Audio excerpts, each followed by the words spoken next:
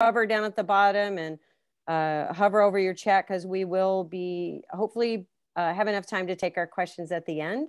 So as soon as we let a few more people in so that we have our group to start, we will get started.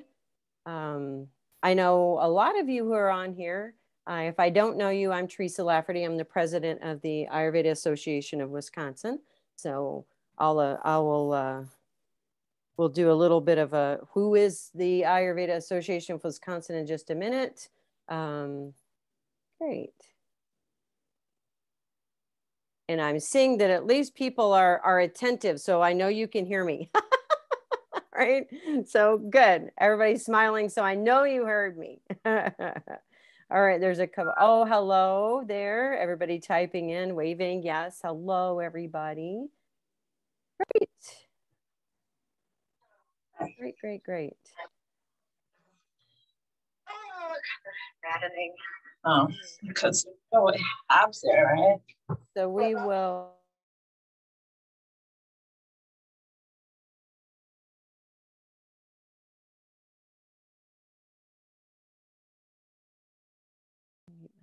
Okay.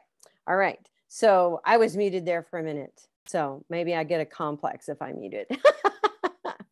All right. Welcome, everybody. Welcome, welcome. Happy full moon. We've got a beautiful full moon outside. If you're able to see that, we here where I am and where a lot of people are in Wisconsin, it's dark. So we are absolutely able to see our full moon.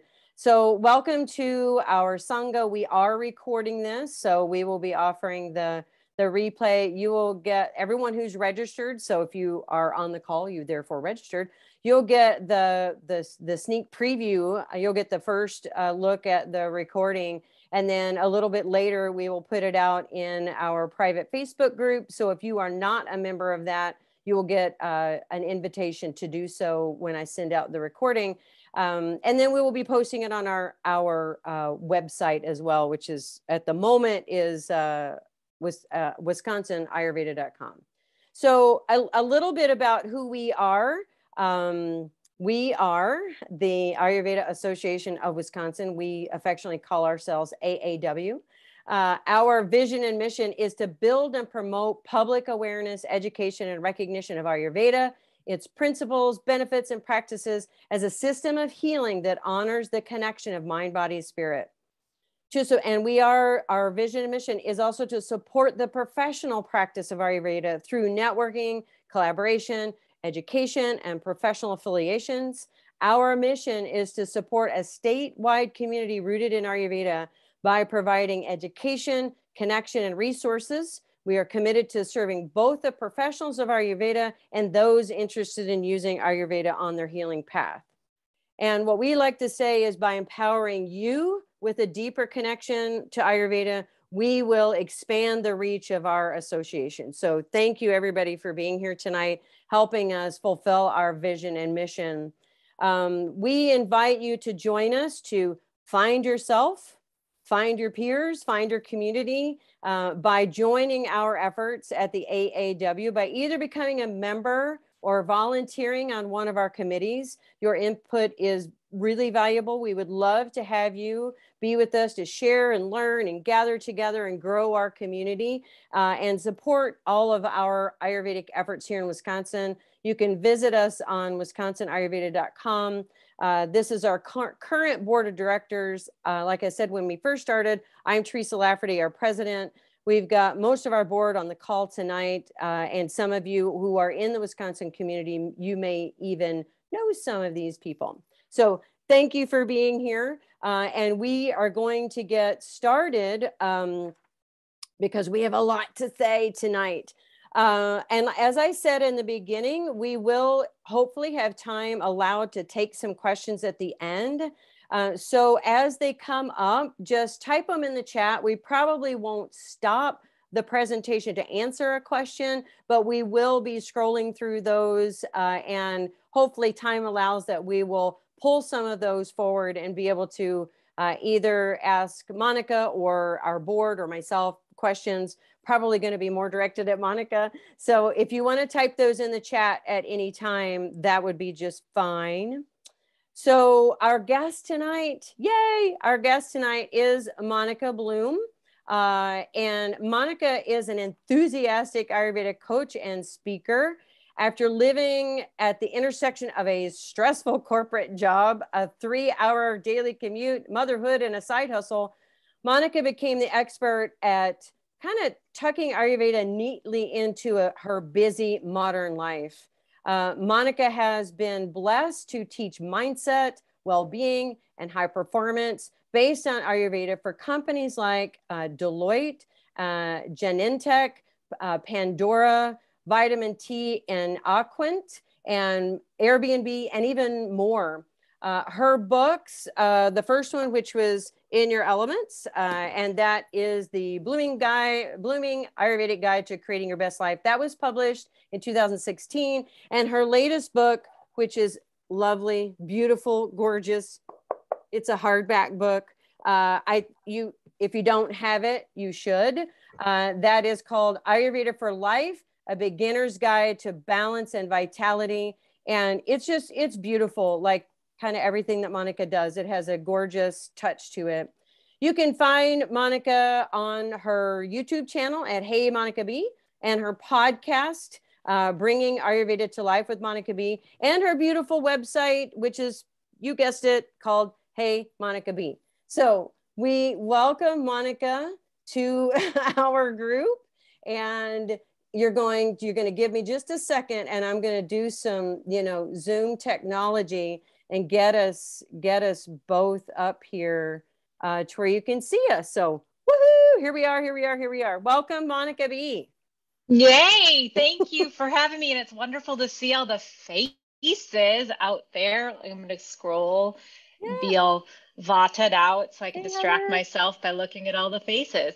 Thank you for having me. Thank you so much. This is really fun. I'll let you start. Yes. You just feed stuff. We'll just have yes. a rally. So some of you know Monica's connection to Wisconsin, and some of you don't. So I'm going to let her give a little sneak into why we wanted her to come into our little fold of Wisconsin here. So let us know how you are connected to Wisconsin. Well, I was born and raised there. So I lived in Milwaukee, close to the airport, and then we moved out to Greendale. So I went to Greendale High, and then I went to University of Wisconsin-Stevens Point. And then I lived in Milwaukee for quite a while in Bayview. So I was close to downtown, which is where I worked and everything. Yay, is Heather from Bayview? I lived on Pryor Street. It intersected the last street, the one right by the lake. I was like a block from the lake. Oh yeah, no, that was on the other side, but yes, around there, any whoosies. I was right there, and there was an old well. So check this out. I lived in this, there's an old well that you could pump, and it's from the 1880s. It's on Pryor Street. Annie up there's going, I know what you're talking about. You know what I'm talking about. And no kidding, like people would come up with their big old cars and like empty 5-gallon buckets, and they'd fill the well. Well, one day I had too much to drink. This is before Ayurveda, too much to drink on Water Street. And I came home and I was like, wonder what this water tastes like. It's terrible. So I don't know why people are filling their stuff with that water. But anyways, that's where I lived. And then when I was 27, I got really sick of winter and I had jobs that were not fulfilling. And I could have either bought a house or risk it all and moved to San Francisco. So I did that. Awesome. I did that. And then I left. Yeah. But I love it. And go Packers. There's a game that we got the stupid 49ers. We got to play those guys. Anyways. I love Wisconsin. I got all my friends and family are still there, and great fondness for all of you and for the state. Like, I don't know. Lots of love. Lots of love. Dairy State, go Badgers. Yes. Yes. Right. So I know that most people on here have been following you some way or another in any of those ways that we mentioned before. But I would hope that you could share with us, like, sometimes we think Ayurveda is like this far away thing, and this thing that is, like a bigger thing that we have to reach for and like be really like doing Ayurveda exactly the way this unfolds. But then sometimes something like throws up in our face and we go, holy camole. And if we're not really present, we might forget our Ayurvedic, what we can do to help ourselves. So can you share when something kind of gets thrown in your face life wise and you're like, holy crap, Ayurveda comes in?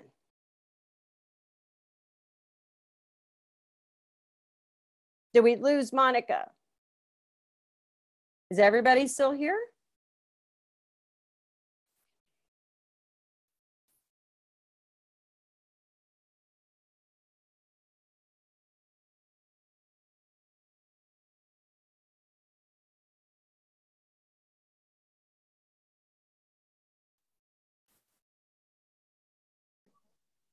And I had a 3-hour daily commute, and I had a toddler, and I was in the San Francisco Bay Area, and I was responsible for growing a team of recruiters and salespeople because I just inherited this little team. And it was a lot of work. It was a heavy lift at the beginning, but here's the thing. I had this team of misfits, and they didn't want to work, and they weren't showing up for work, and they didn't like me as a manager, blah, blah, blah. It was all very stressful, right? But here's the thing. So I was getting up early already because Ayurveda says like get up early before the sun. So I was getting up at like 5:30, 5:45 to get ready and get my girl to daycare.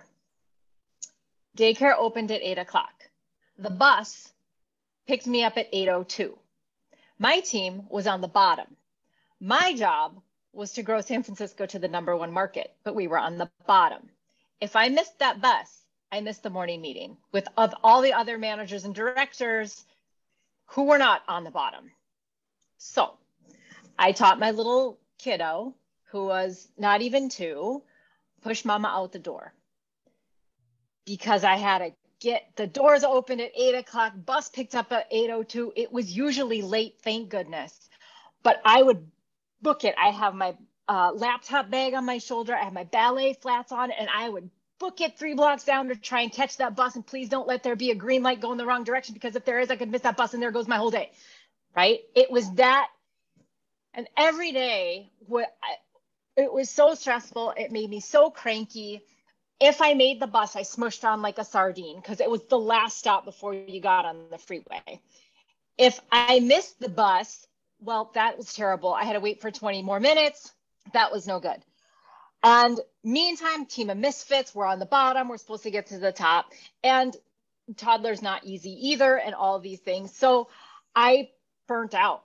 This is like 2013. I totally burnt out. Like I couldn't sprint. Like I just couldn't.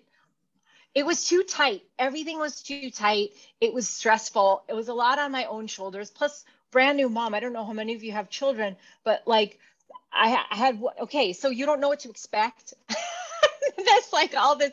So I totally burnt out. And one night I was just like, Ayurveda says the fastest way to change the mind is to use the breath or to move the body.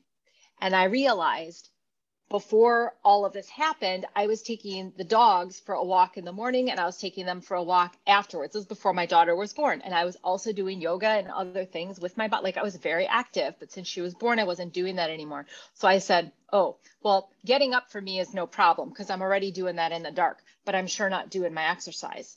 So the next day I set the alarm for 5:15 and I put on my workout clothes. I think I might have slept in them because I didn't trust myself to actually get up and change. So sleeping in the workout clothes. And I took my one dog and I just decided I'm going to take her and I'm running her to the end of the pier. So we were all the way across from San Francisco. It was beautiful at night. The city twinkled, like it was pretty. So I just took her and I ran for 5 minutes. I was already used to booking it, right? You guys, like I had speed, no problem. But I took her and I ran for 5 minutes one direction. I just set it on my thing and I turned around and I ran home. That was it. It's 10 minutes. And I'll never forget. I looked in the mirror in the bedroom before I took like the one attached to the bedroom. And I looked and I had color in my cheeks. And I was like, okay. There was the sweat glisten that Ayurveda talks about. Okay. Coming back to life a little bit here. And I'm not sprinting for a bus, which feels amazing. So that day I felt alive that day, and I got my little coffee and I went to work, and I was a bit more chipper than I was before. And I was doing that for a little while, like maybe a week or two. And then I was like, what the heck else can I move for 10 minutes? What else can I do? What do I need? And I was like, I need more time in the morning. And so I went to daycare and I said, hey, can you guys open at 7:50 and I'll pay you $1 extra an hour to open early so that I can catch the bus? No problem. Turns out other parents needed that too.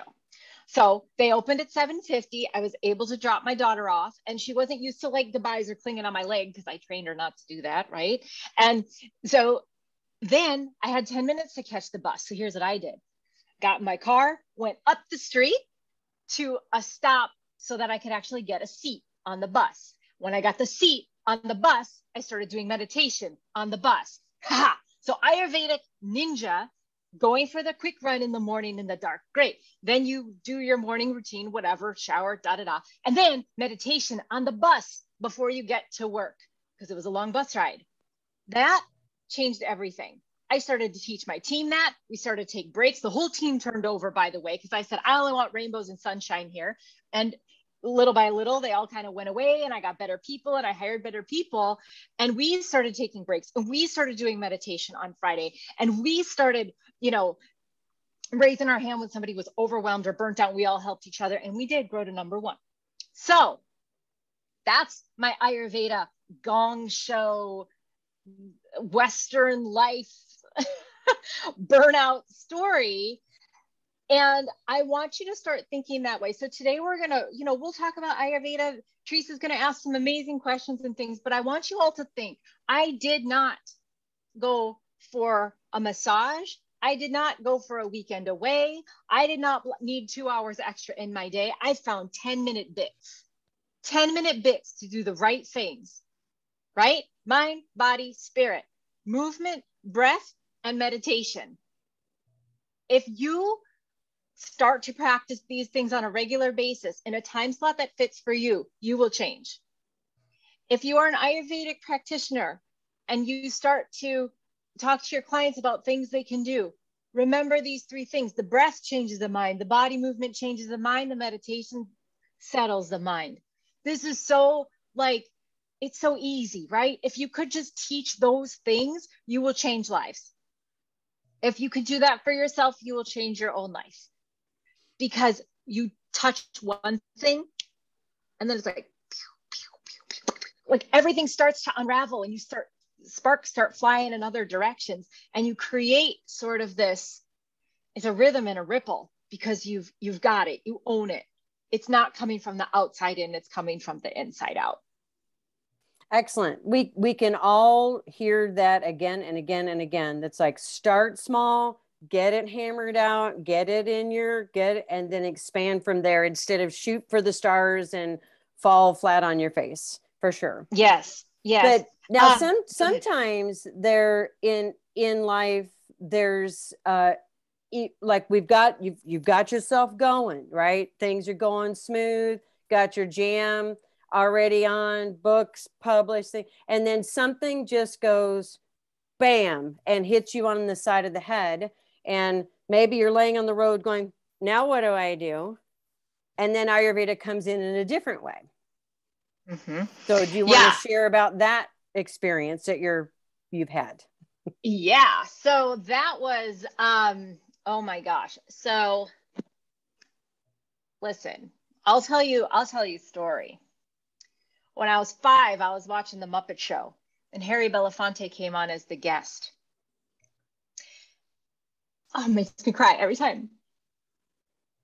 And he was singing with these African mask puppets. And he was telling a story about ancient Africa and how we came from the fire, the mountains, the water, the spirit, and the sunlight. And I was 5. And I was like, what is this? 25 years later, I'm Googling yoga retreats in India. And I come across the word Ayurveda. And I was like, I know this word. What is that word? It's so weird. So I Googled Ayurveda. And what I found is we are each unique.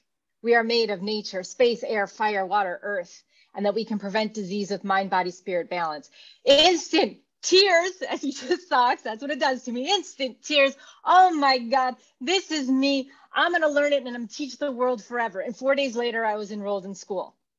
Then I was teaching it online. I just did it. That was over a decade ago. So this May, you can imagine when I got the phone call that said 2 lumps in my left boob were a rare cancer, I was like, you have got to be kidding me. Because for the previous 6 months, my husband's dad passed away. My husband had kidney stones for 4 months. Our cat sitter died. I lost my biggest client and all my revenue because I had a corporate client. So I lost all that. And then 1 month, cancer. I was like, what kind of crazy gong show is this? I teach people how not to get sick. Like, none of this stuff makes sense. And so 2 nights later, I shake him. We were sleeping and I shake my husband awake and I said, this doesn't make any sense. I don't know why they're here. So I asked them, hey, lumps, what are you guys doing here? And they were sobbing and they said, you have to change everything. Oh, they weren't here to kill me. They were here to teach me. And maybe these lumps would be the best gift ever. So I changed my mind straight away. I started 180 the dials. I started changing everything. I became vegan. I stopped drinking wine. I even moved my office from inside the house and worked out of the Honda Pilot in the driveway. Like, I'm just changing everything. And so I knew, though, that my biggest challenge was going to be 180 my mindset on surgery day, because doctors and hospitals totally freak me out. And so I was going to have to Ayurveda the crap out of this and how I felt about it and have to turn it into a freaking party. Ayurveda is all about the 180s, is it not? Do the opposite, do the opposite, do the opposite. So I was oppositing, changing everything I could think of. And so on my surgery day, I went in and I met Nurse Nicole, and she said, take off your clothes, put on the gown, lay on the bed, and I'm going to put this blanket over you. So I did that. She lays a paper blanket over me, and then she plugs in the blanket with a hose. She's like, watch this. And she blows up the blanket with warm air. All the vatas cheer.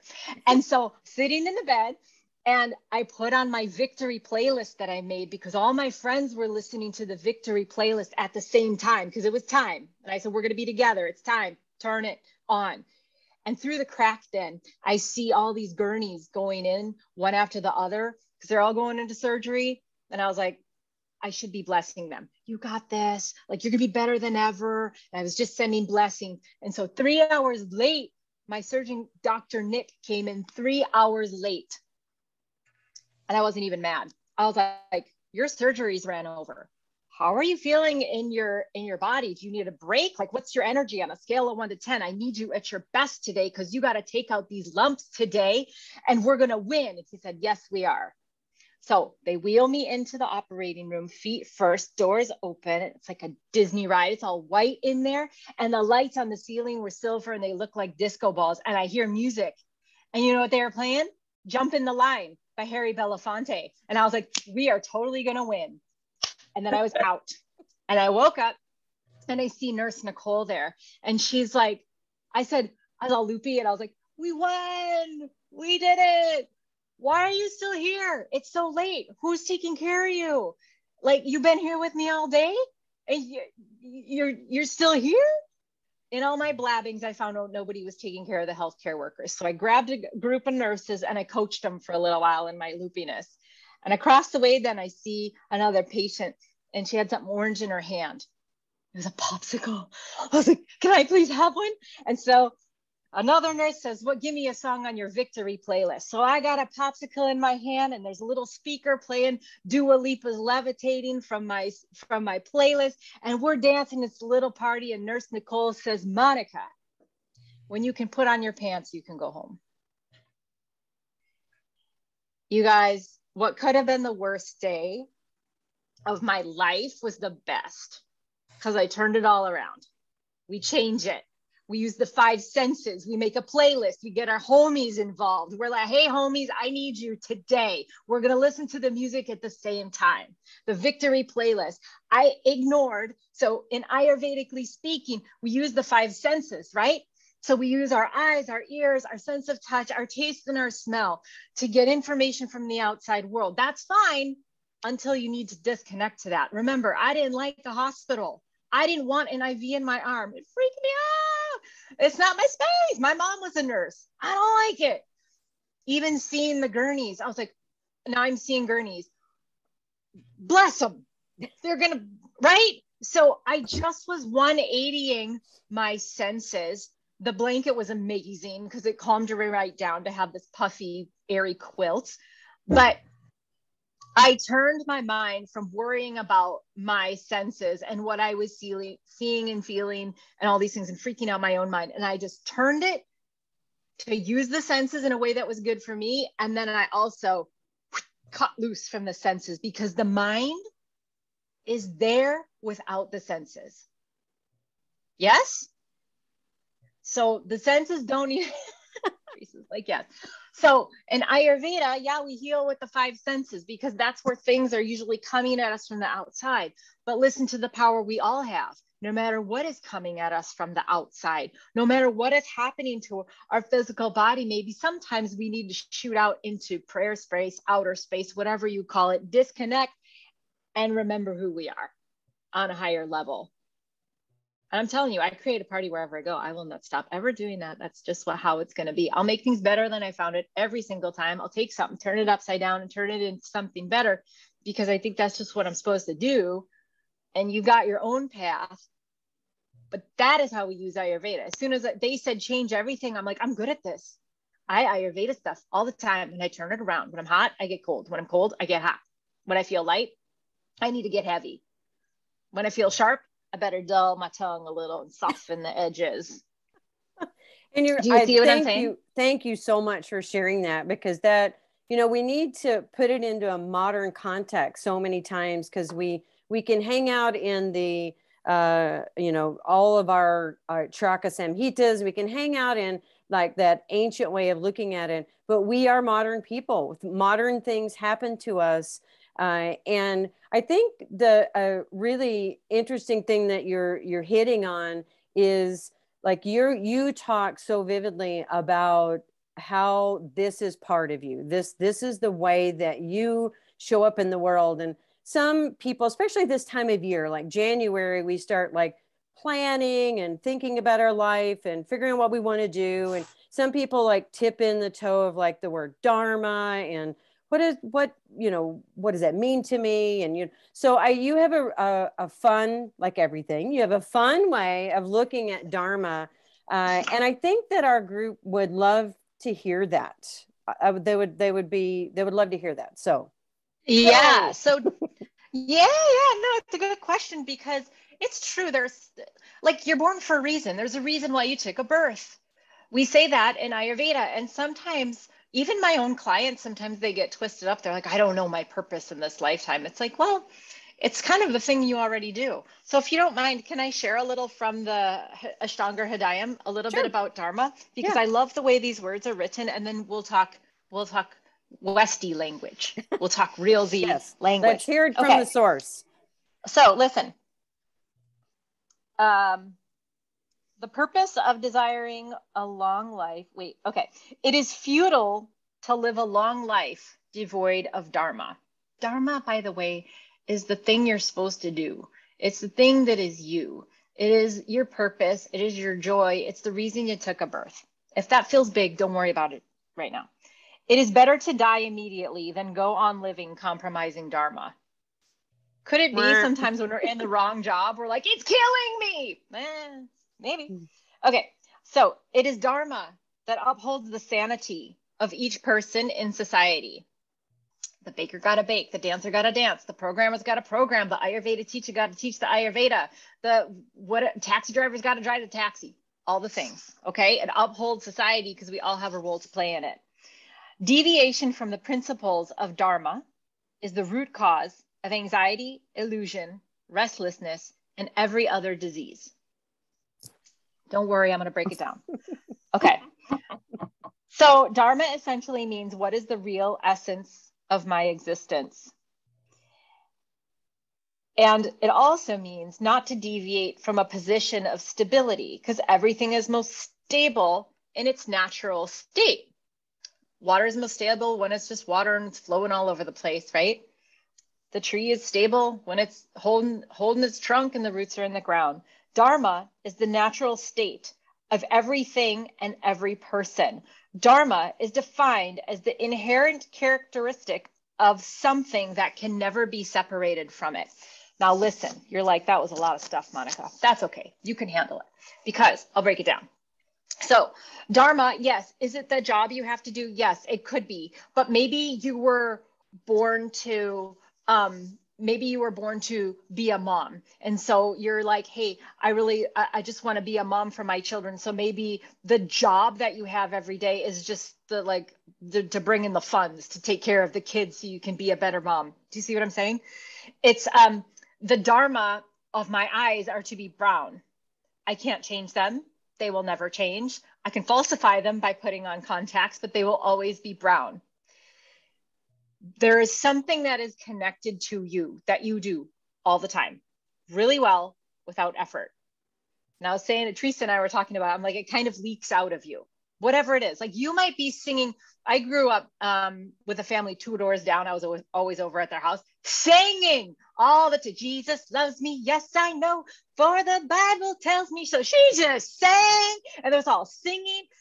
It just leaked out of her. She's just singing. That's her Dharma for that moment. And her Dharma was probably joy. She's a very joyous person.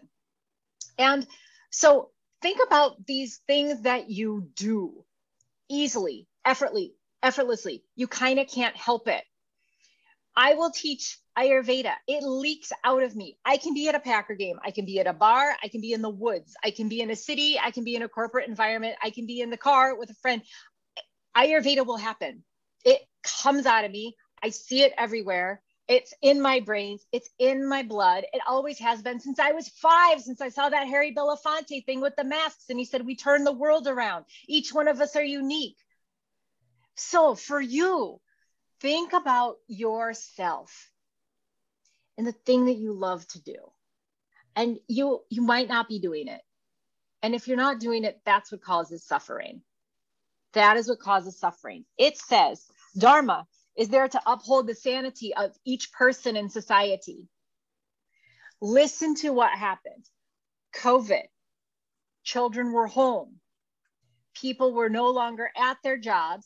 They had to change their job. Some people were aligned with their job and some people aren't. It's just the way it is. People figure out their own way. Don't worry about that piece. But the piece that was missing was school for us, especially. Like children were home and parents couldn't really do their job. And now what's been the topic is mental health. And I'm looking at this from an Ayurvedic lens. I'm like, that's because the parents couldn't do the job. They couldn't do their thing because the teachers couldn't teach and the children couldn't learn. So those dharmas were screwed up, right? The teachers couldn't teach in the way that they knew how. They're going crazy because all of a sudden they got to be on Zoom. They don't like that. It's not their favorite. Kids are like, why do I do not the thing? Everything got turned upside down. And now it's like mental health stuff because the sanity of the people was disrupted. But we caught on real quick because now what's happening? The great resignation is happening. I think it's just a great realignment, actually. I don't think people just want to cut out and sit on their duffs and eat bonbons all day and look at the snow.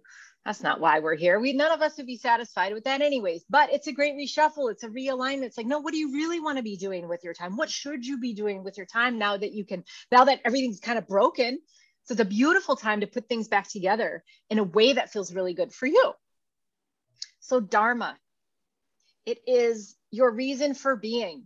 It doesn't have to be one thing. I got lots of dharmas, right? You all do.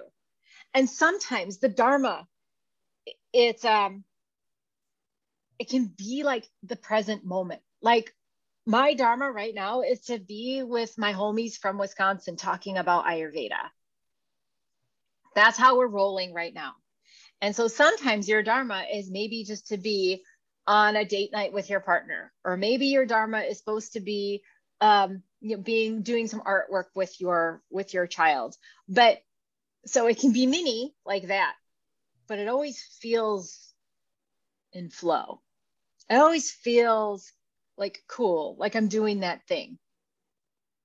And it can't be separated. Nobody can take it away from you. It's like if it got stripped away from you, you'd kind of go nuts. I got to tell you what, going through the breast cancer stuff this summer, and then I couldn't do work. Of course, it's time for healing. But then after like October, I was like, like, give me the people. Where are the people to teach? I just got to teach the people because I'm going to go nuts if I can't get my trap about Ayurveda. It's going to make me crazy. You see? And so think about the thing, like, if you're not doing it and you feel a little like imbalanced in the mind, go back to what you love.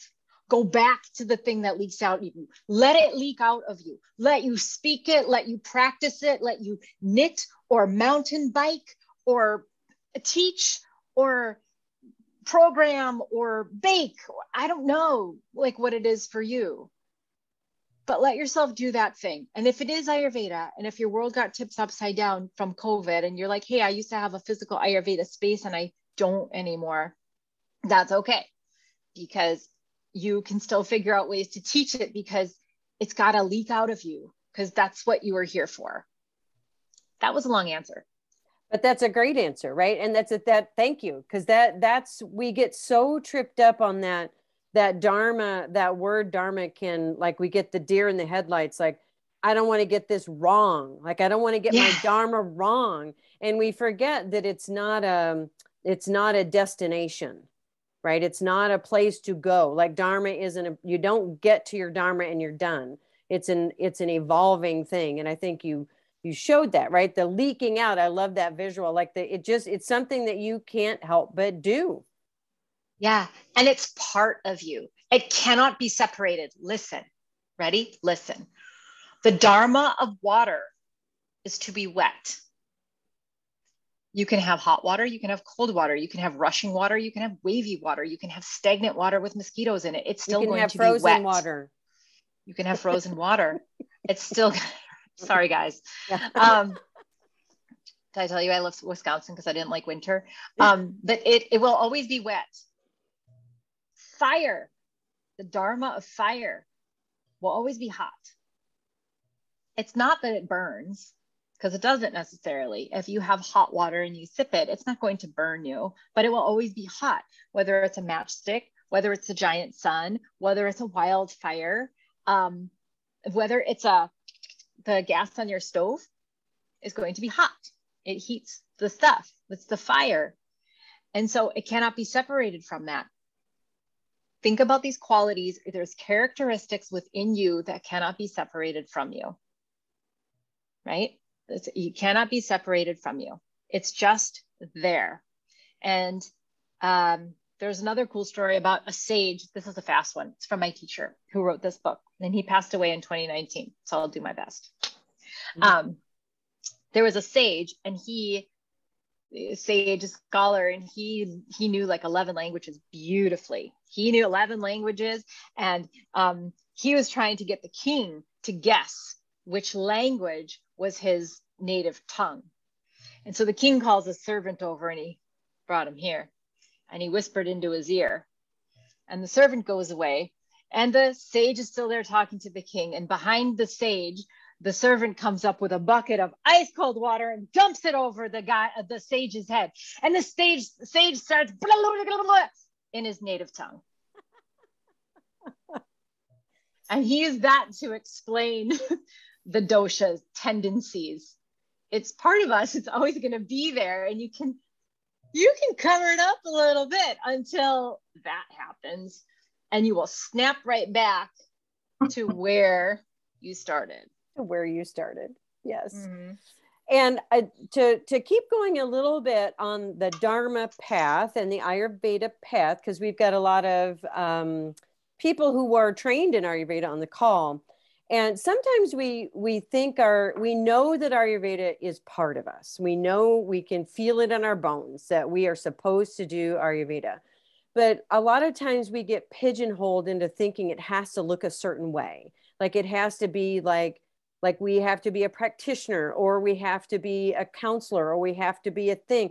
And you have been around Ayurveda for a long time, and you've seen and you have done yourself all kinds of things with Ayurveda that step outside of maybe a conventional view of what we think we're going to do when we go into school, right? When you enroll in school, like, oh, I'm going to be blank. And then you get to the other side and you're like, I got a million things I want to do.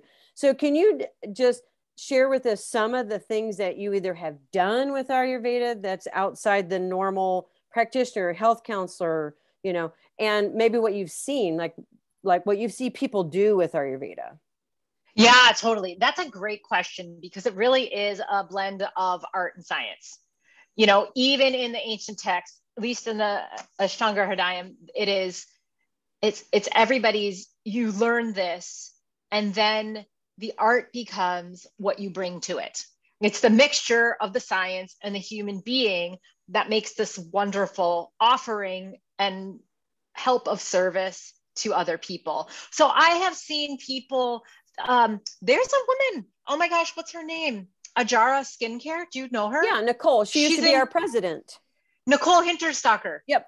Yeah. Well, she makes like face stuff, and she does creams and all that stuff. She saved my butt one time when I ran out of something. She's like, I'll send you something. She's amazing. She does that.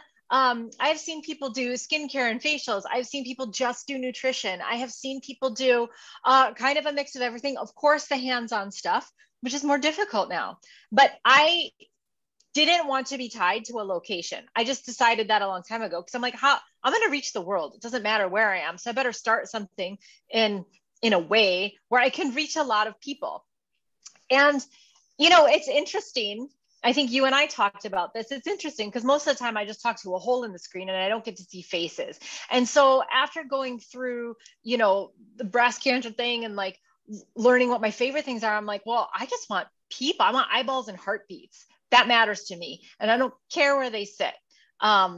So you can reach a lot of people. So for you, it's like, what's your favorite? Like, I really do geek out over skincare and stuff like that too. Like, I geeks me out. I always thought I was going to be the Ayurveda skincare person. And I'm like, well, how can I do that? Because I don't want a physical location, and I'm not that smart. So I'm not going to be making formulas and stuff. Like, it's not my thing. But if I could bring some art into it, and if I could bring some humor into it, and if I could, like, I really like business stuff. If I could bring that into business or the workplace or corporate, like however by design Monica Bloom does, that's great because it doesn't matter because I've got the roots. And at the same time, you guys, aren't we going to be studying Ayurveda for forever? Are we going to be doing that? We're never done. Like, we're never done. We're just not ever done. And so I'm not in crazy rush to like figure things out and detail it. But I've practiced it enough. Here's my encouragement. Practice it enough for yourself and for other people that you start to understand what works. And I have never, okay, maybe like way back in the day when I first started, but I have not ever prescribed herbs for anybody. Not my thing. If I can't take their pulse, if I can't be with them in person, I'm not prescribing herbs. You see? And it's just not what I do. I'll recommend them to Banyan, and I'll be like, go to Banyan and read all their stuff about maybe what this can do for you. You can try this thing, but I really don't like to go there because I'm virtual. Right. But cool. Yeah. And there's so much in your books too that talk about those sorts of things, like all the like facets of what's available out there. But I wonder if you wouldn't, because you are a single entity in your business. You may have people that help you and, you know, people that might be considered staff, but you are you versus you are Banyan, which is a company that, you know, I mean, that has all kinds of people in charge. So we've got a lot of people that are on our call that are that. We're single people doing our business and trying to get things started, and our association that we are building a community. So what kind of advice would you give, like maybe a practitioner or a counselor or somebody about building it from a single person? Yeah, that's a great question. I am still a single person. I do all the stuff, and it is, well, first of all, you might not understand, you might not realize like the power you have as your own person, because it can be very lonely. And, you know, the other thing as a single person, let's go back to Dharma. What's the to do? If you're like, I just want to make all the teas, great, make all the teas or help people. Maybe that's your go-to. Maybe you get it down 3 really great things that you do that are uniquely you, and that's what you offer your clients. Now, we know Ayurveda is, it depends. And so you're going to have to bend and flex with what the person needs. But I promise you, you're going to come at them from an experience point of being a yoga teacher. That's how your Ayurveda comes out. Being a personal trainer, that's how your Ayurveda comes out. Being a nurse, that's how your Ayurveda comes out. Being a mom, that's how it comes out. Mine was corporate. That's what I know. So it's going to, so allow Ayurveda sort of dance within you and take a shape with the things that you already know. I promise you. So also, you need to know that an Ayurvedic doctor should be able to look at something from 500 different angles. So take a camera and zoom all around yourself, like in the football games. I love football. When they have the camera that goes down the middle of the field and they're zooming in and they're going on that player and they're going out and they're doing all this. If you can really visualize that on yourself and be like, what shines brightest for me? Some people make the music. I don't know. But like, there is something in you that you're already good at. Stick Ayurveda to it and teach that thing. And that makes it so unique. And we miss that we can do that. We miss that we can be ourselves with the superhero cape on the back of us that flows Ayurveda.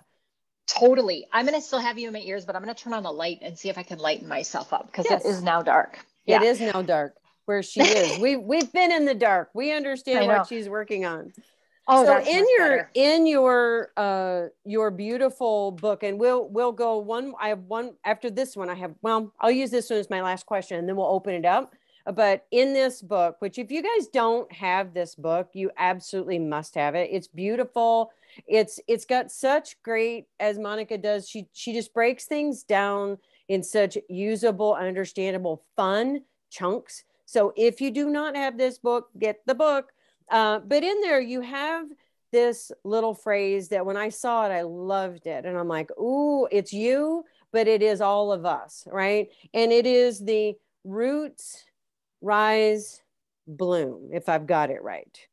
And I talk a little bit about what that means to you. The roots, the rise, the bloom.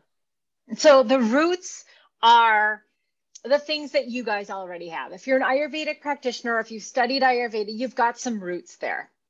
And when you get roots, the roots got to happen before the little sprout comes up out of the dirt. Okay. So you've got the root system, which is great. And then you rise. When you rise, listen, you start to practice. I want all of you to practice. If you go a long time without practicing Ayurveda or teaching it at least to somebody, I don't care if they're a client or not, you're doing the world a disservice. Okay. Don't worry about it being quite right or wrong. Just say, bless me for the words that are going to come out. I trust all you guys, ancestors are going to keep filling me in and keep learning, keep teaching me as I go. But you got to start practicing. The rise is like the actual practice. Like, I'm dead serious. If you are not moving your body, doing 5 minutes of meditation at least every day and doing some breath work, you got to have that foundation for yourself as an Ayurvedic practitioner so you can walk the walk and talk the talk, or whichever way that phrase goes. But okay, so that's the rise. The rise is the practice. And the practice isn't always easy. Maybe not for you, for sure not for me. I'm always practicing, and for your clients. You might tell them, hey, you're totally missing out on like self-care. And self-care is different for every person. So you got to kind of lead them and tell them what to do. And Ayurveda, this is what we say. This is Dinacharya. We wake up early before the sun. We get a little bit sweaty. We shower off. We do a little bit of meditation, gratitude, and do a little bit of breath work if you can. I'm telling you, if they just do that, that's so simple. And so, did I answer your question? Yep, you're on the rise. So it's root rise. On the rise. Oh, yeah. You're on the rise. So rise is the practice. So the roots are the foundation that you guys already got. The rise is the practice. Now you got to practice. And I'm telling you, you shine your light. I don't care if it's for free. I don't care if you're getting paid. I don't care if there's a client, they're a client or your neighbor, your best friend, or you're at the bar watching the Packer game. You should be speaking about this when it's appropriate, when your heart feels like it's flowering and you can't help but like, blip, blip, blip, blip, blip, blip. Like it just happens. You have to practice. These teachers that have been doing Ayurveda for 40 years, it's been leaking out of them for at least that long, if not longer, and they're still learning. You have to practice. Then once you get good and you're like, oh, I feel in a zone, I'm starting to leak out things. And these are my favorite things that I'm teaching. Or these are the things that people are like, oh, fascinating. I actually tried that. That's the other thing. They'll come to you and they'll tell you what they tried and what worked. That's genius. Because then you get to keep, then you're like, I know this works. All right. The more you practice, then you can bloom. Then the flower comes out. And then you're like, all right, I have got my roots. I have practiced enough where I have risen to a place where I feel like I trust my voice and I trust my gifts. And now I can go to the next level and I can take more things on myself. Maybe that's where you start to branch out into a little bit different areas, or you get partners, or you do something, but you got to find the rise. You got to find that stem first. You got to practice. And so many people are afraid of looking new that they don't ever start. Don't let that happen. We're all students in this lifetime. You all raised your hands. You said you're going to be learning and teaching Ayurveda for forever. So do it, but get practicing. Start doing the actions, right? Because that's where the confidence comes in. You might screw up. Who cares? Just tell people you're testing it. I beta test all the time. If you're on my list, you've seen it. A beta test, group coaching. Come with me. It's going to be great. And then you're going to tell me what I got to fix. I do that all the time. I fail more than anybody I know. That's awesome. Because it is true that we get like I said, we get a little bit like there's all these things that are out there. We want to get it right. We want to look like we went to school for as long as we went to school, right? You want to look like we're carrying that big book of, a bag of books with us. So I appreciate that for, helping us see that we just need to practice whatever it is. Just do something every day that connects you to the heart of Ayurveda. One thing, something every day, even if it's tongue scraping. For me, that's my one little, like, the phrase, like, the American Express, don't leave home without it. I don't leave home without tongue scraping ever, ever, ever. I even go camping with my tongue scraper. It's just, I can't function without my tongue scraper. So find your thing, right? And at least root down into that, And then you share from that passion. You rise from the passion, right? She's like, I can't function without this. And then people will go, what is that? I don't even know what that is. Like, it seems weird. I brush my tongue. No, right? Right. Well, that's why it started, because all my parents, so I was at NAMA conference in Chicago in like 2009, I don't know, it was a long time ago. And I met my parents at a sports bar and I was talking to them. And of course I cried. I'm sitting at like a sports bar. I'm like, it's amazing. And Dr. Lott, and he's and I was like crying, and they were all seriously so stone faced. They were like, we don't get it. And I was, first my heart was shattered. And then I was like, whatever. Well, it turns out nobody got it. And so they were like, hey, Monica, what's that thing that you teach? So, hey, Monica B. It's because everybody was asking. I'm like, I will teach my friends and family how. And it kind of started like that. I'm like, nobody knows. All the websites I'm looking are ridiculous. I don't know what that means, but I know this stuff and I know how we would say it. And that just came out of me. And I didn't do it on purpose. I was just sick of my friends looking at me cross-eyed because they thought I was so weird. And now they are like, that's the thing that you teach. Like, what would Ayurveda say about this? What does Ayurveda say about that? And sometimes I have answers. Sometimes I'm like, ooh, that's a good one. I don't really know, but I'm sure I'll find out someday. I'll get back to you. So I'm not afraid to say I don't know. Ask questions. Yes, we have 5 minutes left. So on our official time, and we'll stick to that. So just in the closing of this part, we're not closing our whole deal, but in the closing of this part, do you have anything that's coming up that people can, or how can they find you? Just remind them how they can connect with you. And if you have something coming up that you want to tell them about, or definitely buy the book. Yeah, I'll get the book. Yeah. No, I would say, go dive into the podcast, Bringing Ayurveda to Life podcast. You can just find it. Just go to my website, heymonicab.com. And on the top, there's a menu. It says podcast. You can check that out. And then a lot of similar stuff is on my YouTube channel as well. And along with those, though, there's like opt-ins where you can opt in, and then you'll get on my email list. So you can see what I'm sharing and how I'm sharing it, even if you just do it from a study point. I highly recommend just getting hooked with me somehow and just be like, oh, I met you. I'm from Wisconsin, whatever, just reach out. Because I do offer classes, like free classes and stuff.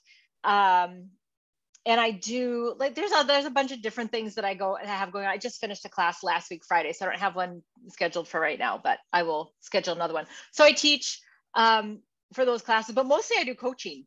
So it's mostly like one-on-one coaching for folks, and I have group. So those are the two ways. And then there's weird corporate stuff happening. I might be going back to corporate as well to teach this stuff more. Anyways. So HeyMonicaB.com, start there, and then let yourself be organically guided. Yes. Yeah. Great. Mm-hmm. Well, we will open it up to see if anybody has questions, or maybe you have something you want to say to Monica. Be nice, right? Be nice. Yeah. I'm going to unpin myself. So that way, and I will look at if anybody knows how to either raise your hand. You can do that. You can also type in the chat, because when the way that we do our screens, I can only see maybe 4 or 5. So if you go, I want to ask a question, if you're doing this, I can't see everybody. So if you have any question that you would like to ask, please type it in the chat or unmute and say your name, say where you are from, because most people here came in through the Wisconsin portal, but I know at least one of you is out of the country, Krista. So if anybody wants, I will stop jabbering and see who wants to ask a question. Don't be shy. Don't be shy. Yeah. I'm looking. I'm sure we have, I see people trying to figure out how to unmute. So they're working on it, right? And you know, you and I can talk forever. Oh, there's a question here. It says, what chapter is the Dharma discussion in the... So are you on? Yeah, unmute. There you go. Okay, it is in it's like first, hold on. Chapter 1. Chapter 1. Out of 120 chapters. Yep. And it's in chapter 1. Jamie said, thank you. Though Jamie asked that, she said, thank you for telling me that. Great. You're welcome, Jamie. Other people have questions. Don't be shy. I think also one thing, while they're thinking of questions, can I share something? Yeah. A friend of mine's a Vedic astrologer. His name is Joey Bujold. I don't know if you guys know him. He's Canadian and he's a rock star. He's great. But he was helping me teach a class. We were co-teaching, and he said, everybody wants to know, like, what is my Dharma, or what does my chart say, or what do they do? What am I supposed to do? And his words, I will never forget. He said, relax. You're exactly where you're supposed to be right now. So if you get worried about what's happening around you, or if you get worried about your Ayurveda practice, or if you get worried, am I doing the right thing that I'm supposed to be doing? Blah, blah, blah, relax. You're supposed to be where you are right now. Maybe it's a little funky town. Fine. You're supposed to learn something from it, or it's going to move you in a different direction, or it's going to change you somehow. So just trust it. Trust that whatever you're doing in the moment is exactly where you're supposed to be. Beautiful. Beautiful. Okay, we're right at 7:30. I don't see any questions in the chat. And I see Heather has her hand up, and she said, hello, it's Heather from Bayview. I wonder if Monica could share her #1 go-to self-care thing right now, relating back to fitting in little things. Thank you, Heather. You're going to be so bored with this answer. My 10-minute run that I started almost a decade ago is now a 20 or 25-minute run. The end. Mine was a tongue scraping. At least yours is slightly more interesting. Not that interesting. I still take the dog in the morning and I run, and I don't feel like it. That's the trick. I don't even feel like it. I don't even like to run, but I've been doing it this whole time because I like how I feel afterwards. So for you guys, listen. So Heather, your question is going to blossom beautifully because that's how we roll. For you, all of you, you're going to try something. You're going to be doing things in your life, and you're going to be like, gosh darn, I wasn't looking forward to that, but I feel amazing now that it's done. Oh, do that thing all the time, because your motivation to do the thing doesn't come at the front always. It's not like I'm excited to run in the dark in the morning. No, I don't even like it, but I still do it because I love how I feel when it's done. And so I'm motivated to do it again and again. Does that make sense? So for you, if it's not a run, if you're not a runner, fine, whatever, do your yoga or find something where you're like, I feel good. I wasn't looking forward to that, but I feel good. Do it again and again and again and again and again. And by the way, there's a magic number with 66 times. If you do something 66 times, it is harder on the 67th day not to do that thing. We have another. It's harder. Thank you. We have one more. We have two. We have one comment. Catherine Bloomer, so she might be related to you in some way. She said, "I always learn something from you, Monica." And Bridget is asking the best way to introduce some of her Ayurvedic knowledge at her place of work. I know she does not work in Ayurveda anymore. We are doing wellness initiatives and want to dive in, but also feel like it's a bit much for everyone sometimes. Yeah, that's super great because you can drop little things in without even teaching them Ayurveda, but you're like, wow, it's under there. So like for me, it was the Friday meditations. And so I brought my crew and I was like, hey, I just did this. It was a Deepak meditation, the one I was doing on the bus. And I was like, I bought it for the team. And so the thing was pick a number from 1 to 21 and we'll pick one and we'll do it. So Bridget, you can just tell them the thing. You don't have to give the whole backstory about why it works.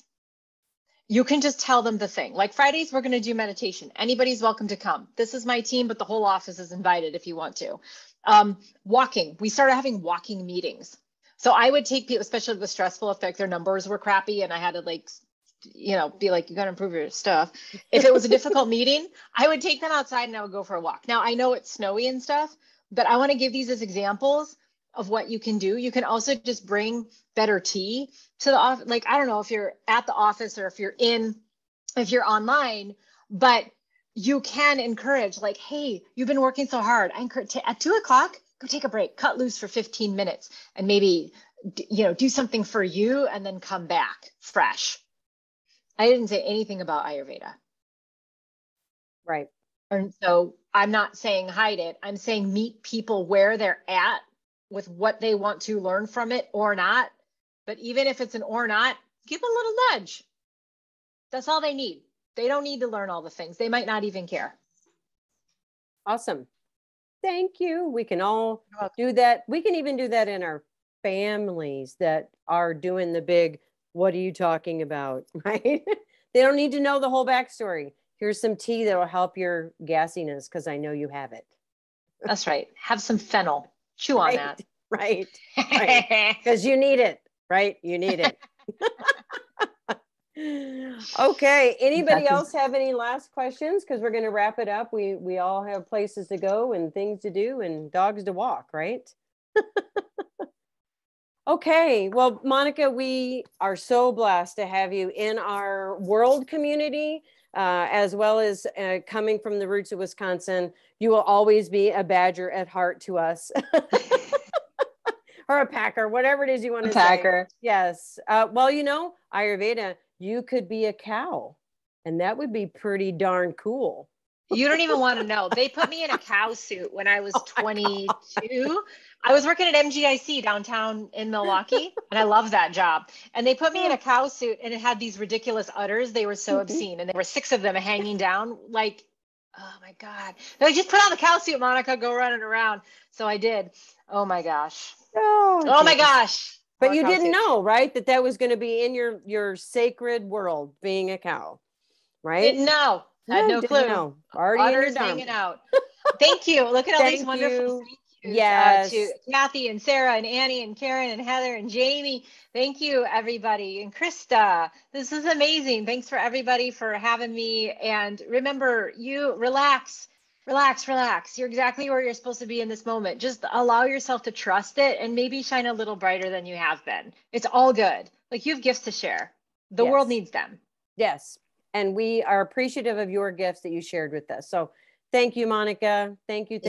And thank you, everybody. Love, all the